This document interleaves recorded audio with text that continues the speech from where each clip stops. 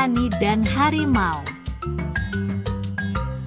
Suatu hari di sebuah hutan lebat, seekor harimau besar berjalan dengan gagahnya mencari mangsa. Dia memasuki area baru yang belum pernah ia ketahui sebelumnya. Hari semakin malam, dan harimau pun masuk terlalu dalam di dalam hutan. Karena terlalu gelap, ia tidak menyadari bahwa ada lubang di depannya. Namun tanpa disadari, ia melangkah ke sebuah lubang yang dalam. Harimau mengaum keras, mencoba melompat keluar, tetapi semakin ia berusaha, semakin ia lelah. Ia mulai putus asa karena tidak ada jalan keluar. Esok harinya, seorang anak petani sedang berjalan melewati hutan. Ia melihat harimau di dalam lubang. Harimau segera memohon dengan suara lirih. Ia meminta tolong agar mengeluarkannya dari lubang dan berjanji tidak akan menyakiti anak tersebut. Anak itu awalnya ragu karena ia tahu harimau adalah hewan buas. Namun, ia merasa kasihan dan akhirnya mencari cara untuk menolong harimau keluar dari lubang. Dengan hati-hati, anak petani menurunkan tangga bambu ke dalam lubang. Harimau dengan cepat memanjat keluar. Namun, begitu keluar harimau mengingkari janjinya.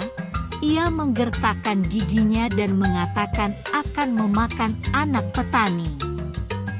Anak petani itu pun terkejut dan mundur ketakutan. Anak petani menyadari bahwa ia telah melakukan kebaikan pada makhluk yang tidak tahu balas budi. Ia harus menemukan cara untuk menyelamatkan diri. Dengan cepat, anak petani mengusulkan untuk menanyakan kepada 3 saksi apakah perbuatan harimau ini adil atau tidak. Harimau yang sombong setuju, karena ia yakin bahwa hewan-hewan di hutan akan membenarkan tindakannya. Mereka berjalan dan menemukan pohon tua pertama. Ketika ditanya, pohon itu menjawab, kalau ia bertahun-tahun memberi manusia udara segar dan perlindungan, tetapi mereka justru menebang dan merusak. Ia tidak heran jika harimau membalas kebaikan dengan kejahatan. Anak petani pun semakin khawatir. Mereka lalu bertanya kepada kerbau tua di padang rumput. Kerbau mengatakan kalau ia telah bekerja membajak sawah manusia sepanjang hidup, tetapi setelah tua, mereka meninggalkan kerbau begitu saja. Tidak ada yang adil di dunia ini. Anak petani semakin putus asa karena semua saksi mendukung harimau. Akhirnya, mereka bertemu dengan si kancil yang cerdik.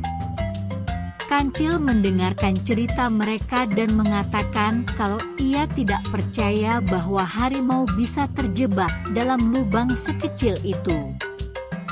Dan meminta harimau untuk menunjukkan apa yang terjadi. Harimau yang bodoh ingin membuktikan dirinya, lalu melompat kembali ke dalam lubang. Begitu harimau masuk, Kancil dan anak petani segera meninggalkan harimau terjebak di dalam. Anak petani sangat bersyukur dan berterima kasih kepada Kancil atas kecerdikannya. Mereka pun pergi dengan selamat, meninggalkan harimau yang kini tak berdaya. Kebaikan hati memang penting, tetapi kita harus berhati-hati agar tidak dimanfaatkan oleh orang yang tidak tahu berterima kasih.